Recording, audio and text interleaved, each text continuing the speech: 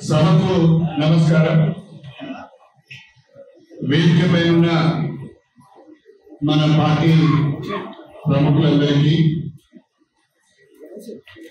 ఈ సమావేశంలో పాల్గొంటున్న కాంగ్రెస్ పార్టీ కుటుంబ సభ్యులందరికీ, సీఎంఆర్ఎఫ్ చెక్కులు తీసుకోవడానికి చేసిన లబ్ధిదారులందరికీ, మా మీడియా సోదరులకు ప్రతి ఒక్కరికి పేరు పేరున నా హృదయపూర్వకమైన నమస్కారాలు తెలియజేసుకుంటున్నాను. ఒక 6 మాసాల క్రితం కాంగ్రెస్ ప్రభుత్వ పనితీరు పైన సర్వే చేసినప్పుడు ప్రజల్లో ప్రభుత్వం పైన కొంచెం వ్యతిరేకత కనిపించింది. ఒక 7 రోజుల కింద కాంగ్రెస్ ప్రభుత్వం పైన రెండోసారి సర్వే చేసినప్పుడు రేవంత్ రెడ్డి గారి నాయకత్వంలో ప్రస్తుత ప్రభుత్వ పనితీరు, పేద వర్గాల కొరకు చేపట్టిన సంక్షేమ కార్యక్రమాలు చాలా బాగున్నాయి. ఇప్పుడు ఎన్నికలు జరిగితే మళ్ళీ రేవంత్ రెడ్డి గారిని ముఖ్యమంత్రి చేస్తాం, కాంగ్రెస్ ప్రభుత్వాన్ని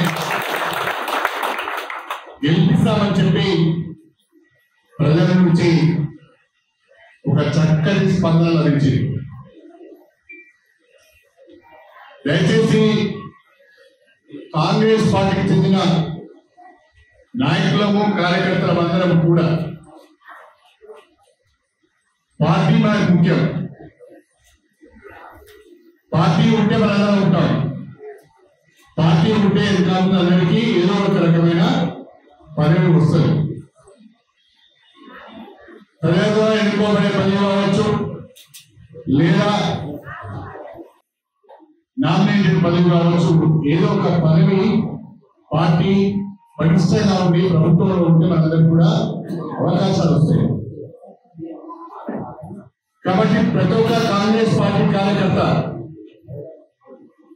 ప్రతి ఒక్క కాంగ్రెస్ పార్టీ నాయకుడు పార్టీని తన వంతు పటిష్టం చేయడానికి ప్రయత్నం చేయాలి. పార్టీ పైన ఎవరైనా అవాకులు చవాకులు పెరిగితే సమర్థవంతంగా తిట్టుకుంటారు. మన నియోజకవర్గంలో 7 మండలాలు ఒక మున్సిపాలిటీ ఉన్నది. 1-2 మండలాలలో అప్పుడప్పుడు ప్రత్యర్థులు మన మీద చేసే విమర్శల పైన స్పందించి తిరిగి విమర్శలు చేస్తున్నారు. కానీ కొన్ని మండలాలలో ప్రెస్ మీట్లు పెట్టిన పాపాన కూడా పోలేదు.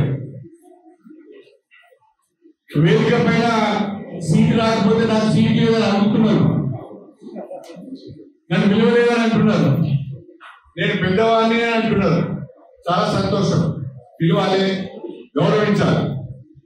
కానీ పార్టీ మీద, ప్రభుత్వం పైన పనికిరాని వాళ్ళందరూ విమర్శలు చేస్తూ ఉంటే మీరు స్పందించకపోతే మీరు నాయకులు ఎలా అవుతారని అంటున్నాను. దయచేసి మండల శాఖలను, నియోజకవర్గ స్థాయిలో ఉన్న నాయకులను, జిల్లా స్థాయిలో, రాష్ట్ర స్థాయిలో, వివిధ స్థాయిలో ఉన్న నాయకులు ఎప్పటికప్పుడు ప్రభుత్వాలు అనవసరంగా మన పైన చేసే విమర్శలను తిప్పికొట్టవలసిన అవసరం ఉన్నది. పార్టీని కాపాడుకోవాల్సిన అవసరం ఉన్నది. వాస్తవాలను ప్రజల్లోకి తీసుకెళ్లవలసిన అవసరం ఉన్నది. ప్రజల మధ్యలో ఉండి పార్టీ కొరకు పనిచేసే వాళ్ళను కార్యకర్తలు గుర్తిస్తారు, ప్రజలు కూడా గుర్తిస్తారు. రేపు అవకాశం వస్తే ఫలానా అతనికి నేను అవకాశం ఇవ్వండి ప్రజల నుంచే వస్తుంది. ప్రజల నుంచి మన గురించి మాట్లాడే విధంగా పరిస్థితులు మీరు తయారు చేసుకోవాలి. ఎవరి చుట్టూ తిరిగితే పదవులు వస్తాయి, ఎవరి చుట్టూ తిరుగుతున్నో బీఫామ్లు వస్తాయని దయచేసి అనుకోలేదు. ప్రజల నుంచి రావాలి. మనం బీఫామ్ ఇవ్వండి మేము గెలిపించుకుంటున్నాం. ఆ రకమైన పరిస్థితిలో మనం ఉండాలి. ఆ రకంగా ప్రజల మధ్యన ఉండాలి. ప్రజల కష్ట సుఖాలను పాల్పంచుకోవాలి. పార్టీని మరింత పరిశ్రమ చేసే ప్రయత్నం చేయాలని చెప్పి నేను కూడా కోరుతున్నాను. బీఆర్ఎస్ పార్టీ కానీ బీజేపీ పార్టీ కానీ కాంగ్రెస్ ప్రభుత్వం పైన విమర్శలు చేస్తున్నాయి. చిన్న ఉదాహరణ, భారతీయ జనతా పార్టీ ఇవాళ బీసీ రిజర్వేషన్ల పైన ఇందిరా పార్క్ దగ్గర ధర్నా చేస్తున్నారు. నేను అడుగుతున్నా బీజేపీ నాయకులు, దేని కొరకు ధర్నా చేస్తున్నారు మీరు?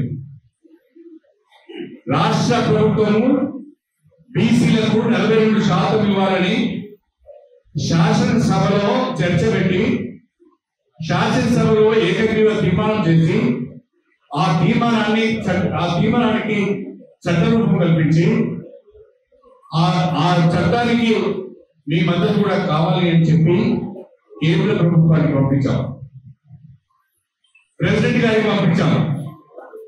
రాష్ట్ర శాసనసభలో బీసీ బిల్లుకు మద్దతు ఇచ్చిన బీజేపీ బీఆర్ఎస్ ఢిల్లీలో మాత్రము మద్దతు ఇవ్వడం లేదు.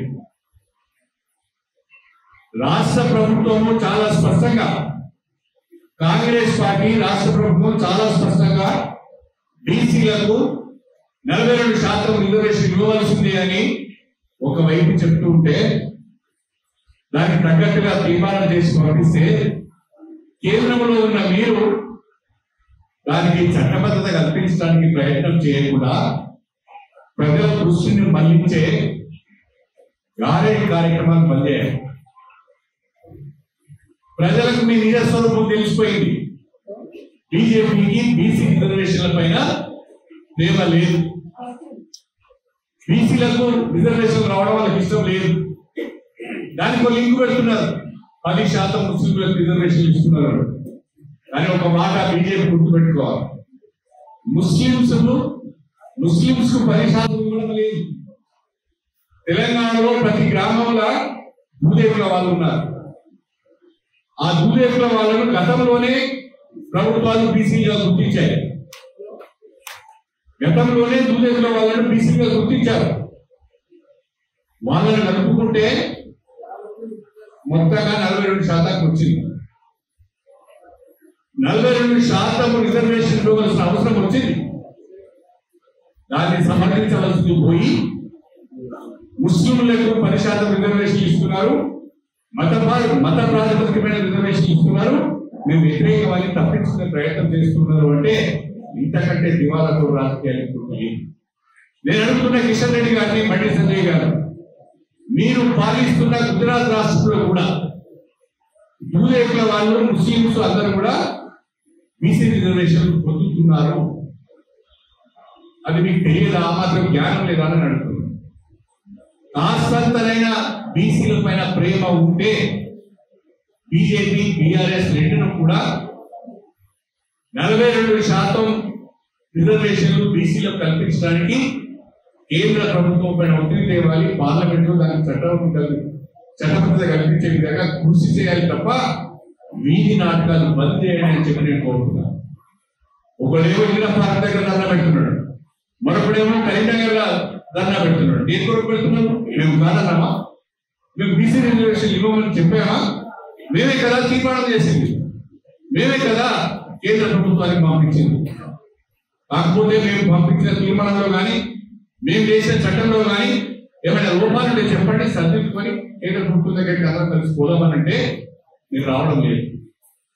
6వ తారీఖు నాడు, ఈ నెల 6వ తారీఖు నాడు కేంద్ర ప్రభుత్వం పైన ఒత్తిడి తీసుకురావడానికి ఢిల్లీలో జంతర్ మంతర్ దగ్గర తెలంగాణ రాష్ట్రంలో ఉన్న అన్ని రాజకీయ పార్టీలకు చెందిన ప్రజాప్రతినిధులను కలిసి వెళ్ళి ధర్నా చేద్దాం, కేంద్ర ప్రభుత్వం పైన ఒత్తిడి తీసుకుందామంటే దానికి భిన్నంగా ఒకడేమో ఇందిరా పార్క్ దగ్గర, మరొకడేమో కరీంనగర్లో ధర్నాలు చేస్తున్నారు. ఎవరిని మోసం చేయడానికి నేను అనుకున్నాను. దీన్ని మనం ప్రజలకు తీసుకువెళ్ళాలి. ఇది బీజేపీ ఆడుతున్న నాటకం, ఇది బీఆర్ఎస్ ఆడుతున్న నాటకం. బీసీలందరూ కాంగ్రెస్ పార్టీకి మద్దతు తెలుపుతారేమో, 42% రిజర్వేషన్లు కల్పించిన ఘనత కాంగ్రెస్ ప్రభుత్వానికి వస్తుందేమో, రేవంత్ రెడ్డి గారికి వస్తుందేమో అని భయంతో మాత్రమే ఈ రకమైన చిల్లర రాజకీయాలు చేస్తున్నారు, చిల్లర ఎత్తుగడ వేస్తున్నారు అని చెప్పి సందర్భంగా తెలియజేస్తున్నారు. ఇది మనం ప్రజలకు తీసుకువెళ్ళాం.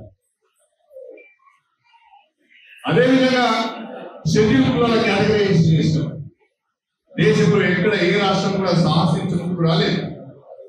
సుప్రీంకోర్టు తీర్పు వెలువడిన తర్వాత వెంటనే షెడ్యూల్ కులాల వర్గీకరణ చేసిన మొట్టమొదటి రాష్ట్రం తెలంగాణ. మొట్టమొదటి ముఖ్యమంత్రి రేవంత్ రెడ్డి గారు ఈ రెండు ప్రధానమైన సమస్యలను మనము సామాజిక న్యాయాన్ని దృష్టిలో పెట్టుకొని రాహుల్ గాంధీ గారి ఆదేశాల మేరకు సామాజిక న్యాయం ఉండాలి, సామాజిక న్యాయాన్ని అమలు చేయాలి, అందరికీ కూడా అవకాశాలు రావాలనే ఉద్దేశంతో మేము ఈ రెండు ప్రధానమైన సమస్యలు చూసుకుని ముందుకు పోతుంటే దీన్ని సహకరించడం లేదు. ఇదేం దౌర్భాగ్యం అని మేము అడుగుతున్నాం. అంతేకాకుండా ఇవాళ కాంగ్రెస్ పార్టీ రాష్ట్రంలో అధికారంలోకి వచ్చిన తర్వాత గత సంవత్సరాల కాలంలో పేద ప్రజల సంక్షేమానికి సంబంధించి అనేక కార్యక్రమాలు చేపట్టించారు. మనం ఆ కార్యక్రమాలు చెప్పుకొని ప్రజలకు వెళ్ళొచ్చు, ఎవరు కూడా సందేహించవలసిన అవసరం లేదు. ఇవాళ మహిళలకు ఉచిత బస్సు ప్రయాణ సౌకర్యం కల్పించిన, గృహ అవసరాల కొరకు 200 యూనిట్ల వరకు కరెంటు ఫ్రీగా వాడుకుంటున్నా, ఇవాళ పేదలందరికీ సన్న బియ్యం ఇస్తున్నా, ఇవాళ పేదలందరికీ ఇందిరమ్మ ఇల్లు ఇస్తున్నా, పేదలందరికీ రేషన్ కార్డ్స్ ఇస్తున్నా, రైతులందరికీ రైతు భరోసా ఇచ్చిన, ఇవన్నీ కూడా తెలంగాణలో మాత్రమే కాంగ్రెస్ ప్రభుత్వం ద్వారా మాత్రమే సాధ్యమైన విషయాన్ని కూడా మనం మర్చిపోవాలని చెప్పుకుంటున్నాం. బీజేపీ వాళ్ళు పాలించే రాష్ట్రాల్లో ఈ సంక్షేమ పథకాలను అమలు చేయడం లేదు. చివరికి ఇందిరమ్మ ఇల్లు ఇవ్వడానికి కూడా వాళ్ళు ముందుకు రావడం లేదు. ఇందిరమ్మ ఇళ్లకు ఇందిరా ఆవాస యోజనను కల్పించేద్దామంటే అటల్ బిహారీ వాజ్పేయి యోజన ఆవాస యోజనను కల్పించేద్దామంటే కూడా వాళ్ళు సహకరించడం లేదు. అడుగున అన్ని రంగాలలో అభివృద్ధిలో సంక్షేమంలో తెలంగాణకు అడుగున అన్యాయం చేస్తున్న ప్రభుత్వం ఏదైతే ఉంది అంటే అది కేంద్ర ప్రభుత్వము, భారతీయ జనతా పార్టీ ప్రభుత్వం అని చెప్పి నేను ఈ సందర్భంగా తెలియదు. మీకు బాధ్యత లేదా? తెలంగాణలో మేము కూడా 80 ఎంపీలను ఎన్నుకున్నారే, తెలంగాణ నుంచి 2 కేంద్ర ప్రభుత్వం మంత్రులుగా ఉన్నారే, మీ పలుకుబడి ఏమైందని అనుకుంటున్నాను. ఎందుకు మీరు తెలంగాణ పైన చిన్న చూపు చూస్తున్నారు? తెలంగాణ అభివృద్ధిని అడ్డుకునే ప్రయత్నం చేస్తున్నారు. ఎందుకు మీరు నిధులు తీసుకురాలేకపోతున్నారు? ఎందుకు మీరు ప్రాజెక్టులు తీసుకురాలేకపోతున్నారు? ఇది మీ చేతకానితనం కాదా? తెలంగాణ ప్రజలకు మీరు జవాబుదారీ కాదా? దయచేసి ఆలోచించాలని చెప్పినట్టు కాంగ్రెస్ పార్టీ మీద ఉన్న కోపంతో, కాంగ్రెస్ పార్టీ మీద ఉన్న వ్యతిరేకతతో తెలంగాణకు అన్యాయం చేస్తారా? తెలంగాణ ప్రజలు మిమ్మల్ని క్షమిస్తారా అని అడుగుతున్నారు. ఇవన్నీ విషయాలను కూడా మనం ప్రజల్లోకి తీసుకెళ్లవలసిన అవసరం. ఈ రోజు తెలంగాణ వ్యాప్తంగా కాంగ్రెస్ పార్టీకి, కాంగ్రెస్ ప్రభుత్వానికి, ముఖ్యమంత్రి రేవంత్ రెడ్డి గారికి చాలా అనుకూలమైన వాతావరణం ఉన్నది. ఆ అనుకూలమైన వాతావరణాన్ని మనం రాజకీయంగా బలపడడానికి ఉపయోగించుకోవాలి. స్థానిక సంస్థల ఎన్నికలలో ఎక్కువ గ్రామ పంచాయతీల పైన, ఎక్కువ అన్ని మండలాల పైన మన కాంగ్రెస్ జెండా ఎగిరే విధంగా వీరందరూ ప్రయత్నం చేయాలని కోరుతున్నాను. అనవసరమైన విషయాలపైన దృష్టి పెట్టదు. అనవసరమైన వ్యక్తిగత భేదాలతో పార్టీకి నష్టం చేయదు.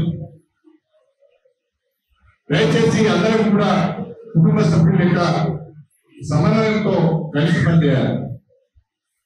పాత కొత్తాన్ని నేను అనేక సార్లు చెప్పాను. ఒక్కసారి మీరు గోదావరి నదిని భద్రాచలం దగ్గరికి వెళ్ళి చూడండి. గోదావరి నది ఎక్కడో మహారాష్ట్రలో ఉంటుంది. నాసిక్ దగ్గర, మహారాష్ట్రలోని నాసిక్ దగ్గర గోదావరి నది పుడుతుంది. ఆ గోదావరి నది ప్రవహిస్తూ కిందికి వెళ్ళి సముద్రంలో కలుస్తుంది. ఆ గోదావరి నది మన భద్రాచలం దగ్గర చూస్తే, ఆ భద్రాచలం దగ్గర గోదావరి నదిలో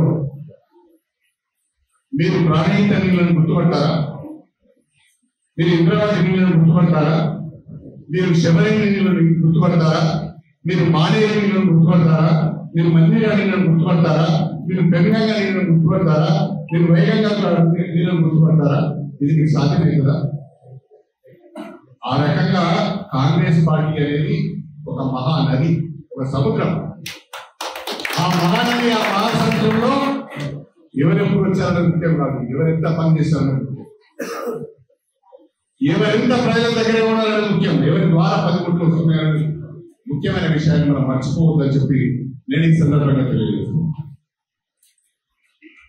అదే కాకుండా రాష్ట్రంలో ప్రభుత్వం చేపట్టే సంక్షేమ పథకాలే కాకుండా మన నియోజకవర్గంలో జరుగుతున్న అభివృద్ధి పైన కూడా మనం బ్రహ్మాండంగా తలెత్తుకొని చెప్పవచ్చు. ఎక్కడ కూడా స్టేషన్ కనుక నియోజకవర్గ కాంగ్రెస్ పార్టీ కార్యకర్త ఏ ఒక్కడు కూడా అభివృద్ధి విషయంలో తల దించుకోవాల్సిన, తల వంచుకోవాల్సిన అవసరం లేదు. 800 కోట్ల మార్క్ ఎప్పుడో దాటిపోయినా మనం ఇప్పుడు దాదాపుగా మనకు ఆర్ఎన్బి రోడ్, హ్యామర్ రోడ్స్ కానీ మున్సిపాలిటీకి వచ్చినటువంటి అన్ని కలుపుకుంటూ 900 కోట్లు దాటిపోయింది. అవన్నీ తర్వాత లెక్కలు చెప్తారండి, ఎక్కడెక్కడ ఎన్ని, ఏ రంగంలో ఎన్ని నిధులు వచ్చాయి, ఏ ప్రాజెక్టుకు, రోడ్లకు, ఎడ్యుకేషన్ కు, హాస్పిటల్స్ కు ఏ రకంగా నిధులు వచ్చినాయి అన్ని విషయాలు నేను చెప్తాను. 900 కోట్ల మార్కును దాటిపోయినాం. మరి 900 కోట్ల రూపాయల అభివృద్ధి నిధులు 1 సంవత్సరంలో ఏ నియోజకవర్గానికి వచ్చాయా? ఏ నియోజకవర్గానికి వచ్చినాయా? ఎవరికైనా చెప్పుకునే ధైర్యం ఉన్నదా? ఇవాళ స్టేషన్ కనుక నియోజకవర్గానికి రేవంత్ రెడ్డి గారి నాయకత్వంలో, కాంగ్రెస్ ప్రభుత్వంలో సంవత్సరాల కాలంలో టీఎంసీ నేతృత్వంలో 900 కోట్ల రూపాయల అభివృద్ధి చేశారు. ఎవరైనా కాదంటారా? ఎవరికన్నా కాదనే ధైర్యం ఉందా? చెప్పండి. నేను లెక్కతో సహా చూపించడానికి సిద్ధంగా ఉన్నాను. ఇది మనం చెప్పుకోవాలి, ఇది మనం చాలా ధైర్యంగా చెప్పుకోవాలి. ఇవాళ ఒక ఇంటిగ్రేటెడ్ స్కూల్ కావచ్చు, లేదా ఒక హాస్పిటల్ కావచ్చు, ఒక ఇంటిగ్రేటెడ్ ఆఫీస్ కావచ్చు, ఒక డిగ్రీ కాలేజ్ కావచ్చు, లేదా ఇవాళ మనకు చక్కగా నవాంపేట చెరువు నీళ్లు వెళ్తున్నాయంటే ఆ కాలువకు లైన్ వర్కులు కావచ్చు, ఇంకా అనేక అభివృద్ధి కార్యక్రమాలు, ఇవన్నీ కూడా మనం స్పష్టంగా వివరించుకోవాల్సిన అవసరం ఉంది. అభివృద్ధి విషయంలో ఎక్కడ కాంప్రమైజ్ కాకుండా, అభివృద్ధి విషయంలో ప్రతిసారి ముఖ్యమంత్రి గారి దగ్గరికి వెళ్ళి, సంబంధిత మంత్రుల దగ్గరికి వెళ్ళి, మా నియోజకవర్గానికి ఈ అభివృద్ధి కావాలని అడిగి మనం తెచ్చుకుంటున్నాం. ముఖ్యమంత్రి గారి దగ్గరికి పోయినా, మంత్రుల దగ్గరికి పోయినా వాళ్ళు నన్ను చూడగానే ఒక మాట అంటారు, అరే శ్రీహరణ వచ్చింది, మనం పని చేయాలంట. అంటే అది నాకు ఈ ప్రభుత్వంలో ఉన్న ముఖ్యమంత్రి దగ్గర, మంత్రుల దగ్గర ఉన్న గౌరవం అని చెప్పి నేను నిజాయితీ పరుడు కాబట్టి అభివృద్ధి కార్యక్రమాల కొరకే వాళ్ళ దగ్గరికి వెళ్తా కాబట్టి వాళ్ళని గౌరవిస్తారు. నేను పైలట్ కాదైతే, నేను అవినీతి పరుడు అయితే, అక్రమాలకు పాల్పడిన వాడిని అయితే నన్ను గౌరవించరు. ఇవాళ మనం ఒక రిప్రజెంటేషన్ తీసుకుపోతున్నామంటే మొన్న సాయంకాలం నేను నీటిపారుదల శాఖ మంత్రి ఉత్తమ్ కుమార్ దగ్గరికి వెళ్ళాను. నాతో పాటు పాలకుర్తి ఎమ్మెల్యే యశ్వంత్ రెడ్డి గారు వచ్చారు. 3వ దశ 6వ ప్యాకేజీ పనులు ఆగిపోయినాయి. జఫర్గఢ్ మండలానికి, పాలకుర్తి మండలానికి సాగులు రావడం లేదు. మా ఈ ప్యాకేజీ తక్షణమే చేయాలి అంటే నా ముందరి అధికారులను పిలిచి శ్రీహరణ ఏది చెప్తే చేయాలంటే వెంటనే 3వ దశ 6వ ప్యాకేజీ పనులకు టెండర్లు పిలవండి, అందరికి చెప్పండి, ఏమైనా అనుమానాలు ఉంటే మీరు క్లారిఫై చేసుకుని ఆర్డర్స్ చేయండి. అంటే మన పైన ఎంత నమ్మకం ఉంటే చెప్పాలి. మన అనుభవం పైన, మన పలుకుబడి పైన, మన ప్రజల కొరకు పడే తపన పైన వాళ్ళకి నమ్మకం ఉన్నది కాబట్టి మనం రిప్రజెంట్ చేయగానే మనకు చాలా పాజిటివ్ గా వాళ్ళ నుంచి సమాధానం వస్తుంది. నాకు పరిపూర్ణమైన విశ్వాసం ఉన్నది ఈ కాంగ్రెస్ ప్రభుత్వంలో, ఈ ముఖ్యమంత్రి రేవంత్ రెడ్డి గారి నాయకత్వంలో మీ అందరి భాగస్వామ్యంతో వచ్చే 3 సంవత్సరాల్లో స్టేషన్ గన్పూర్ నియోజకవర్గాన్ని నెంబర్ 1 నియోజకవర్గంగా సందర్భంగా నేను మీకు సమయంగా తెలియజేస్తున్నాను. 2 విషయాలపైన దయచేసి మీరందరూ కూడా దృష్టి పెట్టాలి. మనందరము నాయకులుగా చలామణి కావాలి అంటే ప్రజలు కూడా కొంత సేవ చేయాలి. ప్రజలకు సేవ చేయకుండా నాయకులుగా చలామణి కావాలంటే అది కొంచెం సాధ్యమయ్యే పని కాదు. ఉదాహరణకు ఇవాళ తెలంగాణ వ్యాప్తంగా తీవ్రమైన కరువు పరిస్థితులు ఉన్నాయి. కృష్ణా నది పరివాహక ప్రాంతం అంతా బ్రహ్మాండంగా వర్షాలు పడ్డాయి. శ్రీశైలం నిండింది, నారాయణ సాగర్ నిండింది, పూర్తిలో నిండింది, ప్రకాశం బ్యారేజ్ నిండింది. నీళ్లు వృధాగా దాదాపు 2 లక్షల క్యూసెక్ల నీళ్లు సముద్రంలోకి వెళ్తున్నాయి. కానీ గోదావరి బేసిన్ లో వర్షాలు లేవు. వాస్తవంగా ప్రతి సంవత్సరం గోదావరి బేసిన్ లో వర్షాలు బాగా పడతాయి. ఎందుకంటే గోదావరి బేసిన్ లోనే దండకారణ్యం ఉంటుంది. అడవులంతా గోదావరి బేసిన్ లోనే ఉన్నాయి. ఎక్కడైతే అడవులు ఉంటాయో అక్కడే వర్షాలు పడతాయి. కానీ ఎందుకో దురదృష్టం ఈ సంవత్సరము వర్షాలు లేవు.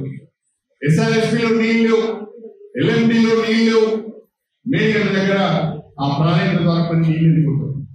అంతే తప్ప గోదావరి నీళ్లు మన తెలంగాణలో ప్రత్యేకించి మన వరంగల్ జిల్లాలో చెరువులు కుంటలు నిండిన పాపాల పోయి రైతులందరూ ఆకాశం వైపు చూస్తున్నారు. మా పరిస్థితి నేను అనుకుంటున్న క్రమం కానీ ఒక నెల రోజుల నుంచే దాదాపు ఒక నెల అంతకుముందు ఒక 3 నెలల క్రితం నుంచే నేను కలెక్టర్ గారితో నీటిపారుదల శాఖ మంత్రితో అదేవిధంగా మన అధికారులతో అనేక సమీక్షలు పెట్టాను. అనేక సమీక్షలు పెట్టి కరువు లాంటి పరిస్థితులు వస్తే ఏం చేయాలని ఆలోచించి ఇవాళ కరువు పరిస్థితులు వచ్చినా కూడా ఆనాటి దేవాదుల ప్రాజెక్టు పుణ్యమాని ఇలా నాకు ఎంత సంతోషంగా ఉంటుంది అంటే ఇది నేను పెట్టిన బీజం, ఇది నేను నాటిన మొక్క. ఈ దేవాలయం ఇవాళ మా కనుకూలు కాపాడుతుంది, మా రైతాంగాన్ని కాపాడుతుందని అంతకంటే ఒక రాజకీయ నాయకుడికి కావాల్సిన సంతృప్తి ఏముంటుంది మీరు ఆలోచించండి.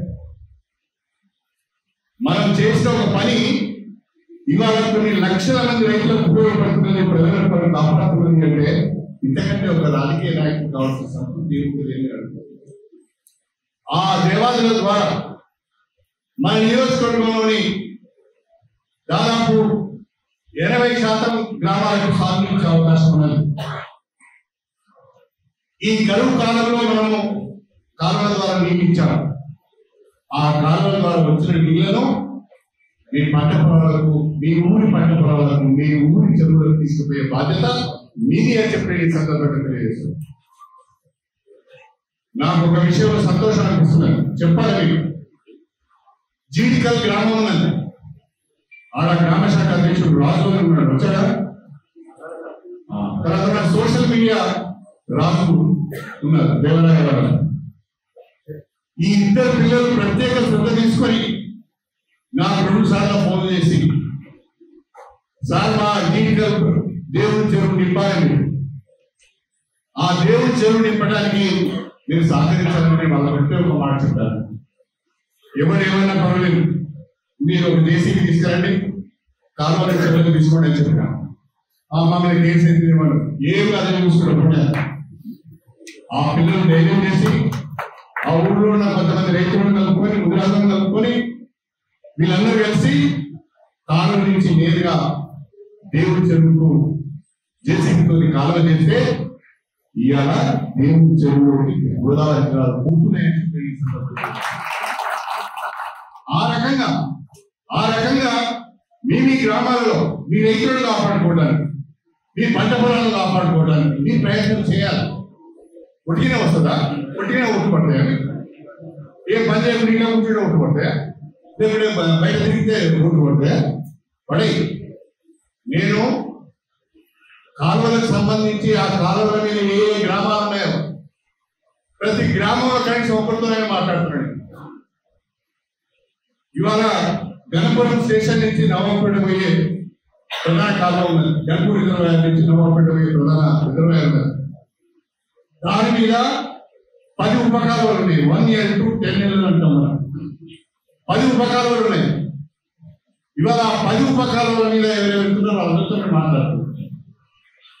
మొన్న పెళ్లి వెంకయ్యకి ఫోన్ చేసిన, ఎక్కడ వెళ్తున్నామని అంటే నేను ఇంట్లోనే ఉన్నాను, ఇంకేం చేస్తున్నాను కాబట్టి నువ్వు ఈ తాళ చూసుకోపోగలండి.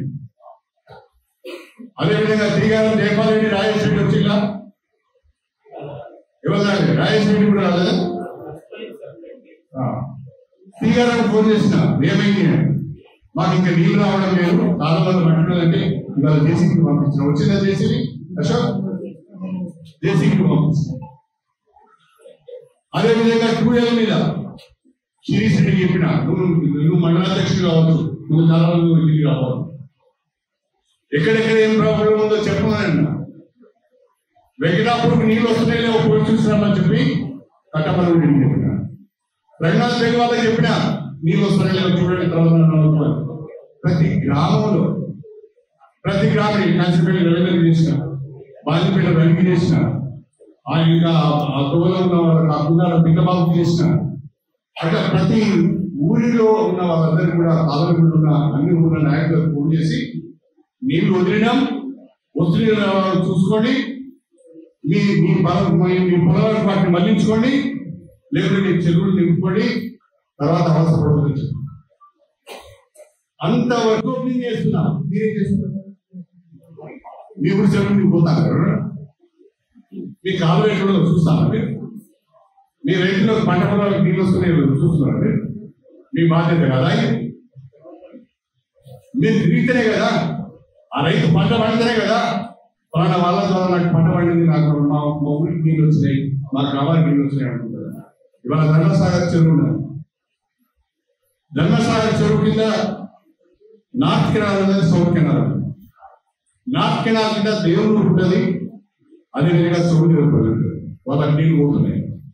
సౌత్ కెనాల్ పెట్టినాం. సౌత్ కెనాల్ కింద మనకు వెంకటాపూర్ ఉంటుంది, గన్నెపల్లి ఉంటుంది, పూర్ణి ఉంటుంది, రంగనాథపల్లి ఉంటుంది, తిరుగు వరకు ఉంటుంది. మరి మీరు చూసుకోవాలి కదా, మీరు ఎక్కడ సమస్య ఉంటే నాకు చెప్తే నీళ్ళు రాకపోతే. అదేవిధంగా ధర్మసాగర్ నుంచి ఒక పైప్ లైన్ మల్లన్నగడ్డి పోతుంది, ఒక పైప్ లైన్ స్టేషన్ అనుకుంటుంది. మల్లన్నగడ్డి పోయే పైప్ లైన్ కు మూడు వాల్వ్స్ ఉన్నాయి. ధర్మసాగర్కి వచ్చే పైప్ లైన్ కూడా 3 వాల్వ్స్ ఉన్నాయి. పెద్ద పెద్ద వచ్చినాయి కదా, మీ మొక్కలా ఉంటుంది ఎవరాదు. మీ చెరువులో నీళ్ళు వస్తున్నాయా? మీ వాళ్ళు తీసిలా నిండిదా? ఓకే, కూర్చోండి. ఒక పైప్ లైన్ ద్వారా నీళ్లు నింపుకునే అవకాశం ఉంది, ఇంకో పైప్ లైన్ ద్వారా ఐవాళ్ళు నింపుకునే అవకాశం. అదేవిధంగా ఇవాళ మల్లానగడ్డి ఉన్నది. మల్లానగడ్డి దగ్గర 23 ఓపెన్ చేసినాం. వాళ్ళ బ్రహ్మాండంగా నీళ్ళు పోతున్నాయి. గార్లగడ్డ తండ, ఫతేపూరు, కృష్ణాజగూడెము, చీపూరు, పలంపూర, ఈ 5 గ్రామాలు కూడా ఆ వాగుదారు నింపుకునే అవకాశం ఉంది. నేను శ్రీధరరావు గారికి చెప్పాను, రాజకీయాల తర్వాత శ్రీధరరావు గారు మీరు ముందుగా మీ గ్రామాలకు వెళ్ళి 5 గ్రామాల రైతులతో మాట్లాడి ఎక్కడెక్కడ ఏం సమస్య ఉందో చెప్పని చెప్పాను. ఇవాళ నాకు సంతోషం ఏంటంటే వాళ్ళు వెళ్ళి చూసి నాకు చెప్పింది. ఇవాళ ఫతేపూర్ చెరువులు, చీపూరు చెరువులు, కృష్ణాజగూడెం చెరువులు, చివరికి పల్లంపూర చెరువులు అన్ని కూడా 12 చెరువులు మద్దతు వస్తారు. వర్షాలు లేవు, ఒక్క వర్షం పడతలేదు, కానీ చెరువులు మద్దతు వస్తున్నాయి. మీరు పల్లంపూర పోయి చూస్తారు. అదేవిధంగా ఇవాళ మన స్టేషన్ రిజర్వాయర్ ఉన్నారు. స్టేషన్ రిజర్వాయర్ ద్వారా నేను ఇంతకుముందు చెప్పినట్టుగా 1 year to 10 years అంటే నవాబ్పేట వరకు చివరికి నవాబ్పేట రిజర్వాయర్. నవాబ్పేట రిజర్వాయర్ ఎన్నడూ కూడా కాలువదార నీళ్ళు పోలేదు. కాలంతా మట్టి, చెట్లు, తుంగ. 4 years దాటి కిందికి నీళ్ళు పోకపోయింది. 5 years, 6 years, 7 years, 8 years, 9 years, ఆ చివరి 10 years వరకు కూడా నీళ్ళు పోకపోయింది. కానీ ఇవాళ మీరు పోయి చూడండి, నవాబ్పేట చెరువులోకి కనీసం రోజుకు 150 క్యూసెక్స్ నుంచి 150 క్యూసెక్స్ నీళ్ళు వెళ్తున్నాయి. నాగేంద్ర ఉన్నాడా? నవాబ్పేట వాళ్ళు ఉన్నారా? సాధారణంగా నీళ్ళు వస్తున్నాయా? ఎంత వస్తున్నాయి రోజు? ఎంత చాలా నిండిందా? సగం వరకు వచ్చిందా? చాలా వరకు వచ్చింది. మొత్తం నవాబ్పేట చెరువు నింపుదా, మీరు జాగ్రత్త తీసుకోవాలి. అదేవిధంగా ఇప్పుడే నాకు చీటీ వాళ్ళు కలిసారు. రేపు నవాబ్పేటలో సగం కంటే కొంచెం ఎక్కువ నీళ్ళు రాగానే 9 దగ్గర అడ్డకట్టేదా చీరులు చెరువు నింపుదామని చెప్పి ఈ సందర్భంగా తెలియజేస్తాం. అట్లా కోమటిగూడెం 5A దగ్గర కోమటిగూడెం 5A కనుక పెట్టుకుంటే కోమటిగూడెం నుంచి కింది వరకు నీళ్ళు పోతాయి. అదేవిధంగా కోవిడ్ దగ్గర నీళ్ళు పోతాయి. దాని మీద నేను దయచేసి ఏదైనా కోరుతున్నాను, ఎవరైతే ఏ డిస్ట్రిబ్యూటర్ కింద అయితే ఉన్నారో ఆ డిస్ట్రిబ్యూటర్ కి ఎమ్మెల్యే మీరే, ఆ డిస్ట్రిబ్యూటర్ కి ఇంజనీర్ కూడా మీరు, ఆ డిస్ట్రిబ్యూటర్ కి అవసరమైన 20,000 పెట్టి మట్టి తీసే బాధ్యత కూడా ఏం అవుతున్నా అవుతుందా? నేను నా సాయం నేను చేస్తా. మన వాడు మేము జీడికల్ పోయినాం, ఒక ఫామ్ హౌస్ పెట్టుకున్నాడు. ఆ ఫామ్ హౌస్ నుంచి పోనీ అన్నాడు, నాకు ఇట్లా తొవ్వేస్తేనే తప్ప నేను పోనీ అంటే 90,000 నేను ఇస్తాయి మంచి అది ఇస్తేనే ఇప్పుడు నేను త్రూ అయింది వెళ్ళిపోతాను ఇంటికి. అంటే మనమందరం పని చేయకపోతే కాదు, మనుషులు చేయకపోతే కాదు. ఇవాళ అశ్రావపల్లి రైతు మెయిన్ కెనాల్ కింద రఘునాథ్ పెళ్లి లింగాల మండలాలకు నీళ్ళు వస్తాయి. ఇవాళ బ్రహ్మాండంగా ఇటు అశ్రావపల్లి రైతు మెయిన్ కెనాల్ చీలపూడి పోయే కెనాల్ కూడా నీటిని వదిలిపెట్టాము. అయితే చీలపూడి పోయే కాలువ బాగలేదు ఇప్పుడే వెంకటేశ్వర గారు పెట్టారు, అది చేయలేదు. అది సిపి కోసం చేయలేదు. తప్పకుండా వచ్చే యాసంగి ఉంటాయని మనం చేద్దాం, తల్లి చేసుకుందాం. కానీ నీళ్ళు బ్రహ్మాండంగా వదిలేదు. అశ్రావపల్లి కుడి కాలువ చివరి ఊరు రామచంద్రగూడెం, జీడికల తర్వాత ఇంకో పల్లె ఉంటుంది రామచంద్రగూడెం. ఆ పల్లె కూడా నేను పంపిస్తున్నాను.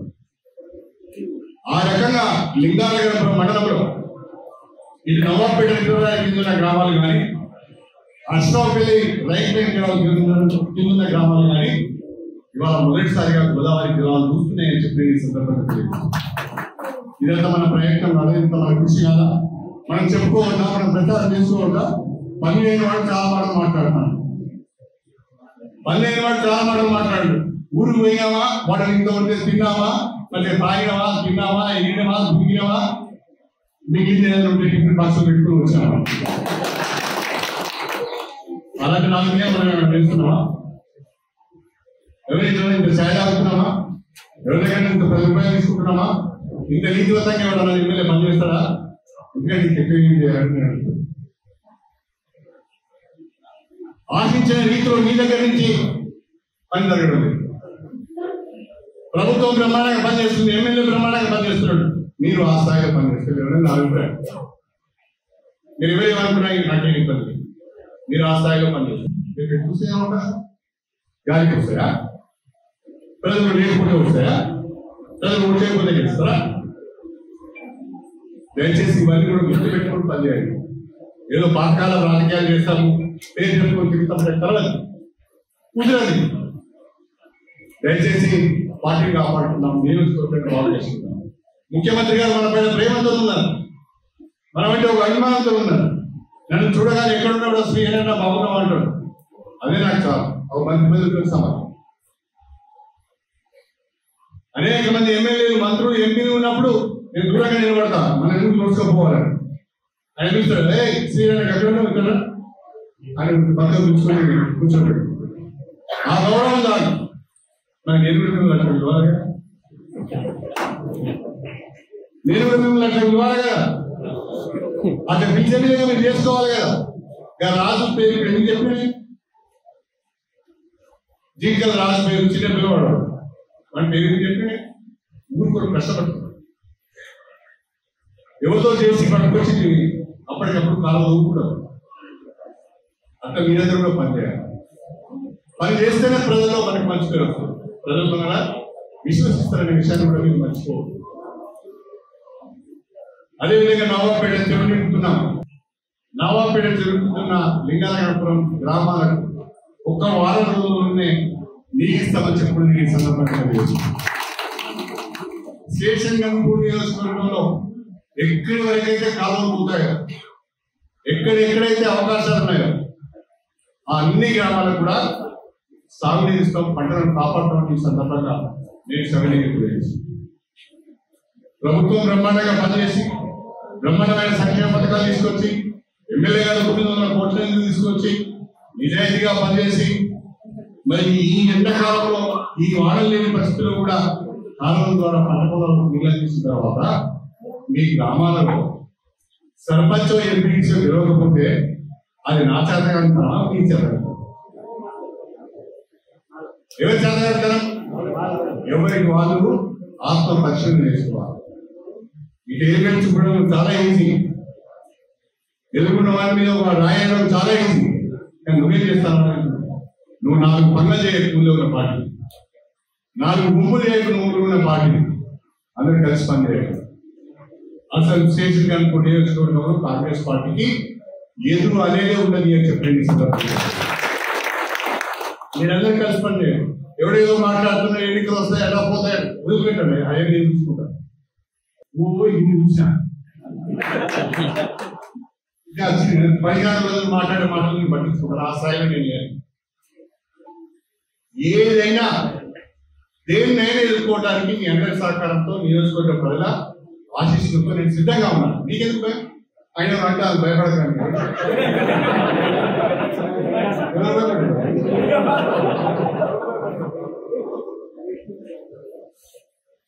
అందరికీ షుగర్లు బీపీలు ఉన్నాయి.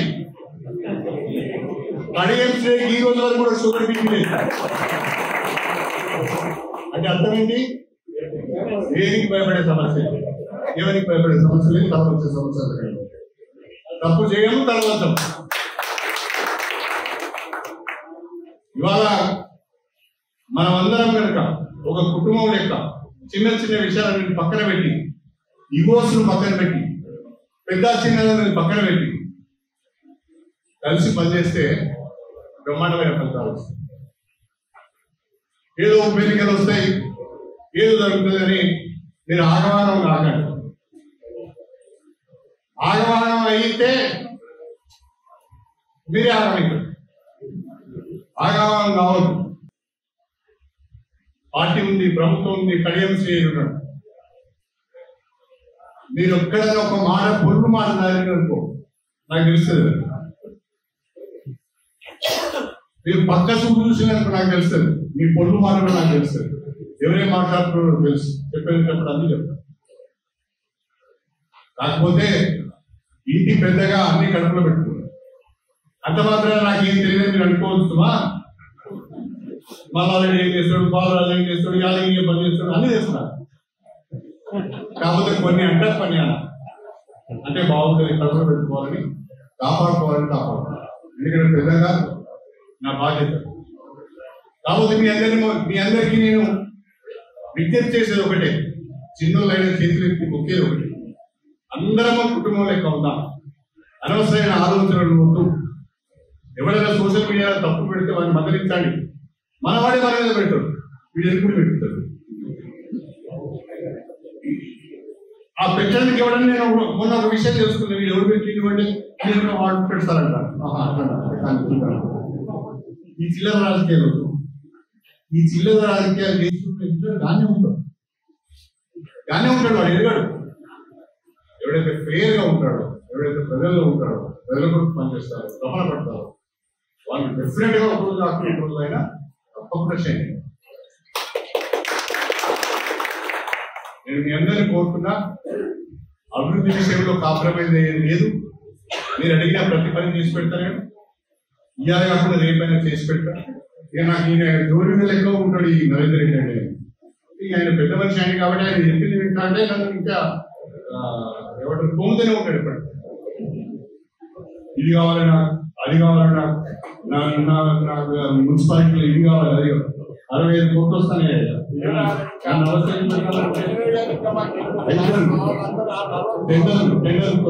టెండర్లో వెళ్తున్నాం. మీరు మొత్తం పనులు ఓన్లీ గణపతి మున్సిపాలిటీకే 60 కోట్లు. మొత్తం గణపతి మున్సిపాలిటీకి 60 కోట్లు ఇచ్చిన మామూలు మాట్లాడాలి. అవన్నీ రేపు మాకు ఒక 10 టెండర్స్ ఇస్తారు. మీరు చేసుకోండి, మీ ప్రచారం మీరు చేసుకోండి, మీ వాడాలని మీరు చెప్పుకోండి, మీ ఊళ్ళో మీరు చెప్పుకోండి. ఘనంగా తిరిగండి. ఎవరు తట్టున్నారు? చేసిన పనులు చెప్పుకోవాలి, చేసిన పనులు చెప్పుకోవాలి, ప్రభుత్వం చేసిన మంచి పనులు చెప్పుకోవాలి. అందరం కలిసి ఉంటాం, కలిసి ఉంటే కలుగుతాం, కలిసి ఉంటే కలుగుతాం. బ్రహ్మాండంగా మన నియోజకవర్గంలో మిమ్మల్ని అందరినీ ఇందులో కూర్చున్న వేదిక పైన ఉన్న ఈ వేదిక మీద ఉన్న మా తమ్ములను, వేదిక ముందున్న మా తమ్ములను చెల్లెలందరూ కూడా సర్పంచ్లుగా, ఎంపీటీసీగా, జెడ్పీటీసీగా, ఎంపీగా చూడాలనుకుంటున్నారు. దాని కొరకు నా పూర్తి సమయాన్ని సహకారాన్ని వెచ్చిస్తాను. మీరు గెలిపించుకుంటారని చెప్పి ఈ అవకాశం కల్పించిన మీ అందరికీ నా హృదయపూర్వకమైన నమస్కారం తెలియజేసుకుంటూ, గ్రామాలకు వెళ్ళినాక, మండలాలకు వెళ్ళినాక ఈ రకంగా నేను ఏదైతే సమావేశాన్ని పెట్టాను, మీరు కూడా మండల స్థాయిలో సమావేశాలు పెట్టుకొని మాట్లాడండి, గ్రామ స్థాయిలో సమావేశాలు పెట్టుకొని మాట్లాడండి. రిజర్వేషన్ ఏది వచ్చినా, ఏ రకమైన రిజర్వేషన్ వచ్చినా గెలిపించుకోవడానికి మీ ప్రయత్నం ఉండాలి, మీ కృషి ఉండాలని చెప్పి సవినయంగా తెలియజేస్తూ మా సోదరులందరికీ పేరు పేరున మరొకసారి నమస్కారం తెలియజేసుకుంటూ మీ అందరి దగ్గర సెలవు తీసుకుంటాను.